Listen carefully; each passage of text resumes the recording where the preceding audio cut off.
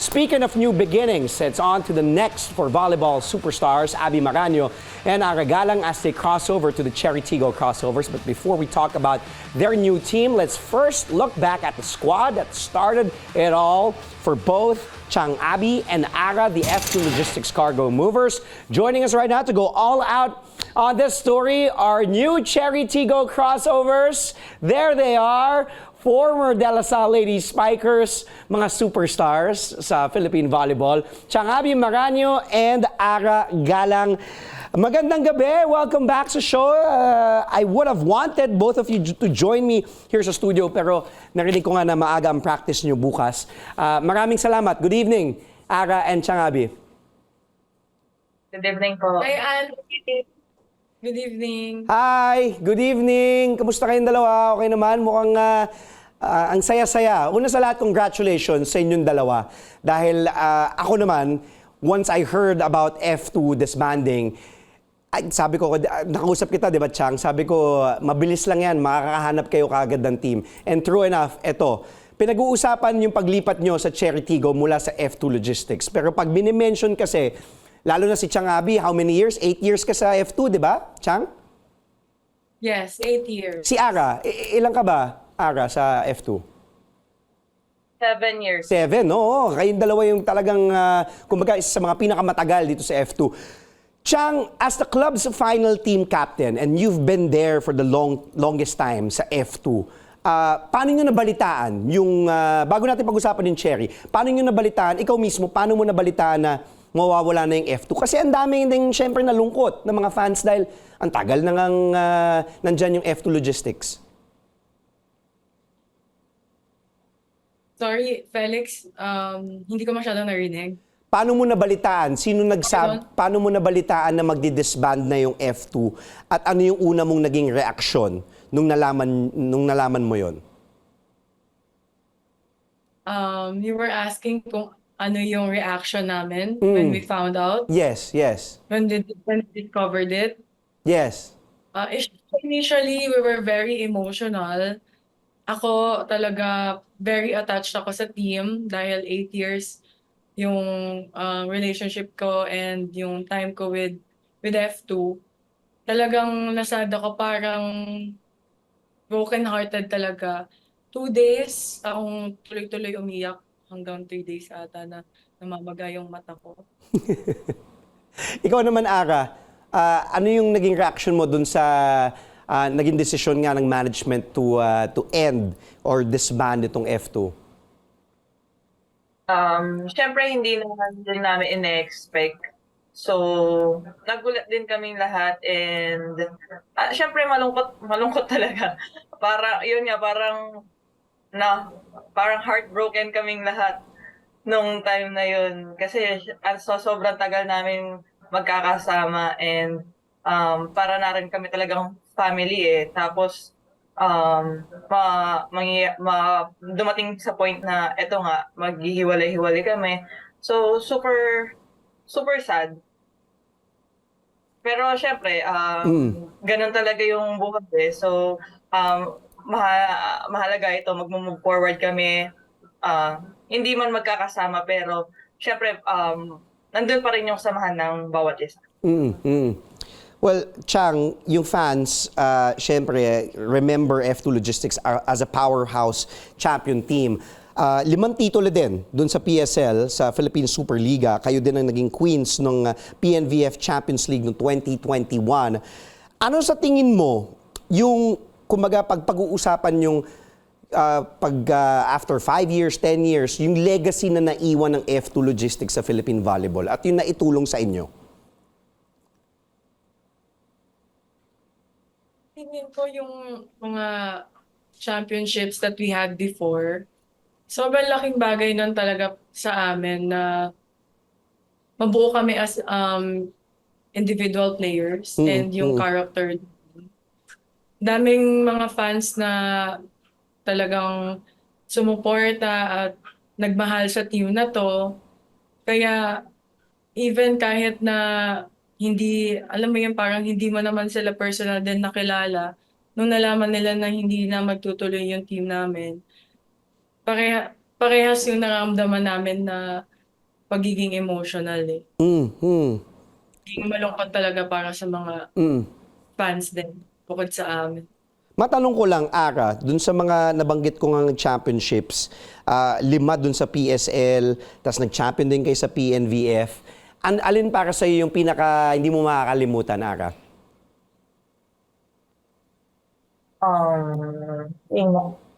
Lahat po eh. Lahat po kasi talagang memorable, tsaka lahat naman pinaghirapan namin eh. So, lahat hindi ko makakalimutan talaga. Friend, Chang, kilala ka, napanood ko din to sa post ng Cherry Tigo, yung sinabi mong kilala ka bilang isang vocal leader, 'di ba? Isang kumbaga veterano na talagang you're very vocal as a leader even during your time sa Lasal sa UAAP. Kilala si Abby Maranyo as a vocal leader. Tanungin kita, paano na kumbaga nakatulong or na shape ng F2 Logistics or mas na-hone yung leadership skills mo? Sorry, yung part dun sa latter part, paano yung... Paano nakatulong yung F2 dun sa, yung kumbaga mas na-improve pa yung leadership skills ng isang Abby Maranyo? Yeah. Definitely for me, kasi ang tagal na talaga nga ng relationship with F2, di ba? So yung mga kasama ko with F2, Kilala ka kasama na. ko na din sila since college pa. And siguro 5 years or 4 years of my life with F2, ako yung team captain. And to be given that kind of length na maging leader at maging captain ng team, sobrang laking bagay nun para sa akin na ma-develop ko pa ng malawak yung pagiging leader ko and pagiging ate ng mga bata na kasama ko dun sa squad. Tsaka, yung F2 kasi very, siya family talaga yung approach. So, kaya ngayon yung approach ko as a leader is more like the ate of everyone, the mother of everyone. Ganun siya. May touch of love. Para yung mga Sisterhood. teammates ko, may sisterhood. Yung mga teammates ko, susunod sila because they love you and respect you, not because takot sila sa'yo. Ara, nabanggit na nga ni Chang na F2 is not just a team. Naging pamilya nyo na yan eh. And it's a sisterhood, di ba? Karamihan sa teammates nyo nga, nakasama nyo since Lasal days. Siyempre si Coach Remy. Kumbaga, you know each other very well. The transition was seamless from the UAAP to the pros. Ngayon, Ara, tanong ko sa'yo, yung stint nyo naman sa F2, paano pa mas naging na-foster o yung naging close pa kayo lalo? Dahil alam na natin close na kayo, pero lalo na yung, it's always nice to see yung different generations. 'Di ba? Dahil kayo ni Chang, nag-abot kayo, pero yung magiging kakampi nyo pa sina KKD, sina Joy, tapos yung mga bata na rin towards the latter part, sina Mars Alba, yung mga bata na hindi nyo na nga naging kakampi sa UAAP, pero naging close nyo dahil dito sa F2. So paano nakatulong yun lalo na mas naging close pa kayo?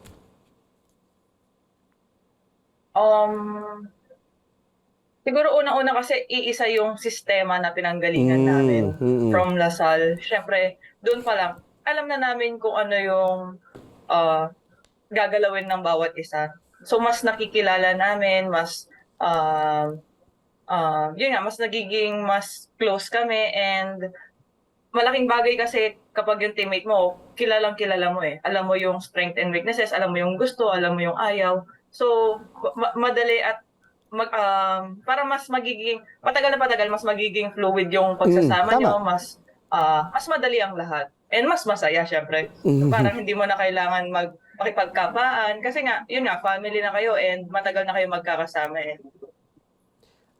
Chang, ilan dito sa F2 teammates nyo, bukod sa inyong dalawa, syempre kayo Cherry Tigo, si Don at si Jovelyn Fernandez nasa Signal na, si Ivy naman nasa NextLed na, si Joy Dacoron, si Ethan Arce pareho na sa Petrogas na.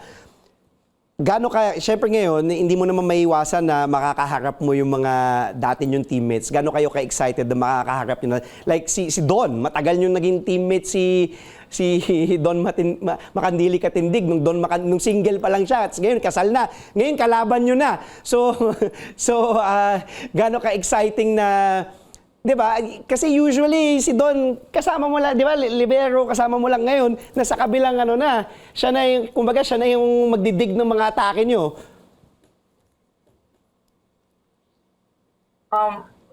Nakaka-excite din po kasi dati nagkakalaban din naman po kami sa training. Syempre may scrimmage naman po, nagkaka-jumble-jumble kami. So parang ngayon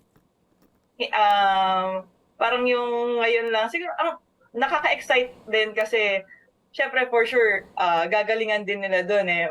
Masarap makipag-asaran din and magandang makita kung ano yung magiging improvement nila sa next team nila.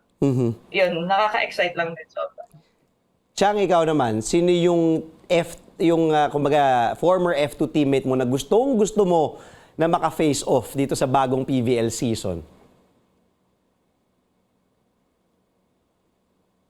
Ako si Kiana. Si Kiana, bakit? Wala na, nakakatawa siya kasi lagi niyang sinasabi sa akin na, "Uy, Chang, huwag mo kong huwag mo kong takayan or huwag mo kong stare down, ganyan. So, na-excite lang ako ano kayang magiging reaction niya pag niloko-loko ko siyang tatakayan ko siya kunwari. yung kumbaga yung trademark Chang Abi na stare down o Chang Abi na taray pag nakapatay ka kay Kiana. Yun, nakakatuwa din panoorin yun. At ang dami ko mga gustong makita eh. Like si Ara siguro pag malampasan niya si Joy. Ang daming kumbaga mga exciting na pwedeng ang mapanood dahil nga iba-ibang teams na kayo pero kayo magkakampi. Chang, Ara, napag-usapan na natin yung F2. Time to close that chapter in your volleyball careers as far as this conversation is concerned. Kasi yung susunod natin pag-uusapan, eto na, yung excitement about Cherry Tigo, the crossovers. You had your first practice today. Kamusta naman yung practice? And it's very exciting to see you with the Laure sisters, with sina Genierva. It's very, very exciting. Lahat ng yan, abangan natin yan. After a quick break, stay tuned to Sports Desk only here on CNN Philippines, where we go all out for today's top sports stories. Chang Abi Maranyo and Ara Galang will soon be with us after the show, after this break.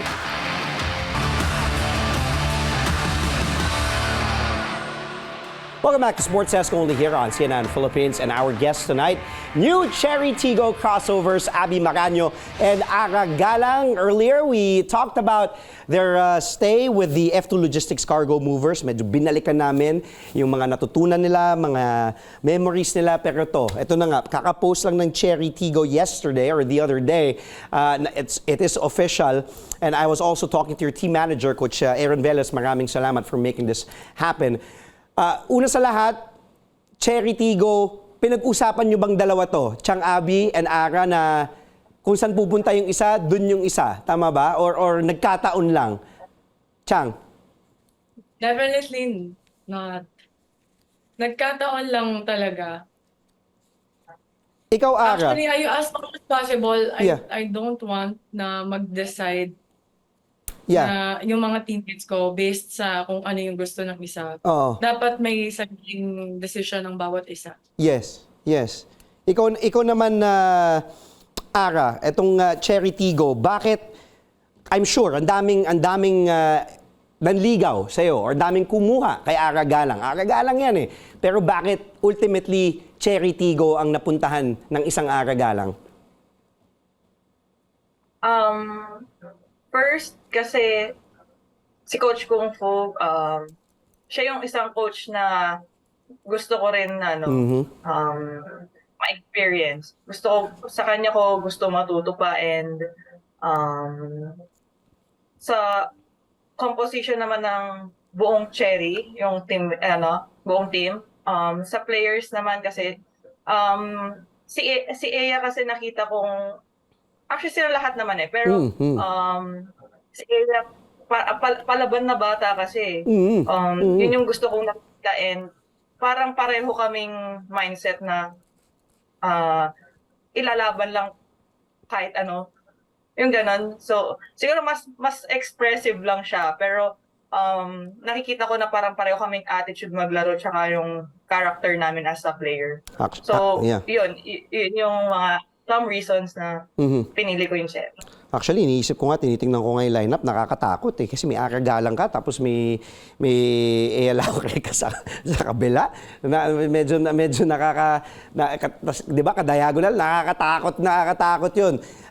Chang, kanina nga yung first practice nyo, di ba, with Cherry Tigo. Kamusta naman yung ensayo with your new teammates? Yes, it was our first training together. Yeah. Naging masaya naman kasi we were able to meet the players, tapos na-introduce na din kami sa mga ibang exercises. Actually, may mga iba pang mga players na hindi pa nakasama sa training kanina. Na-excite na din kami na makita namin sila tomorrow. Sobra lang ako talagang happy kasi I was able to play with Mylene again. Yes. Kasi si Mylene, yung mga best friends ko. That's my next question. Di ba may hashtag pa kayo? May hashtag pa kayo ito, yung Paachang. At hindi kasi 'di ba naging close kasi kayo hindi 'di ba yun eh. Naging close kasi kayo ni Mylene pa at nung national team. Tapos ito eto, isisingit ko. Kasama ba si Mylene kaya ka din nag-Cherry? Kumbaga, nag-usap ba kayo ni Mylene or kinumbinsi ka ba ni Mylene na dito ka na lang, friend, dito ka na lang sa Cherry? Hindi naman ganon. Kasi by the time na nagkaroon na nga ng mga negotiations, si Mylene kasi nasa bakasyon siya. And then, ako naman talagang naging top reason ko bakit pinili ko si Cherry is because ever since siguro back in 2017 pa ata or 2018, they were showing their interest in me na rin. Yeah. They're trying to get. Pero since that time, I'm with F2 and I told them na kay F2 na ako mag-retire and everything like that, they respected that. But then, right after the announcement, I got a message again from them. Yun, na they're interested in me. Yeah. Pa rin. So just knowing that itong team na to talagang consistent sila, Yeah. they're showing their interest towards me. Yeah. Talagang sobrang na-appreciate ko po yun. And sabi ko nga parang you go where you are needed and appreciated. Yeah. So itong Cherry Tigo talagang unang-unang team na pumasok sa isip ko. Kaya Tapos, napili ko sa Cherry. And bonus na din talaga na nandun si Mylene. Si Mylene. Si Coach Kung Po, si Coach Coach Kung Fu, Brian, yeah. sila Aya. Yan, lahat ng mga, actually 50% ng players, naging teammates ko din sila before. Kaya hindi na magiging mahirap para sa akin makisama.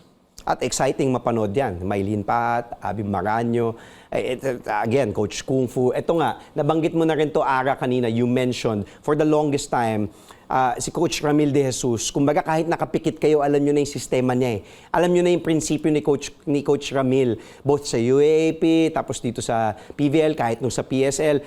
Pero ngayon, excited ka with Coach Kung Fu na yung to learn different system.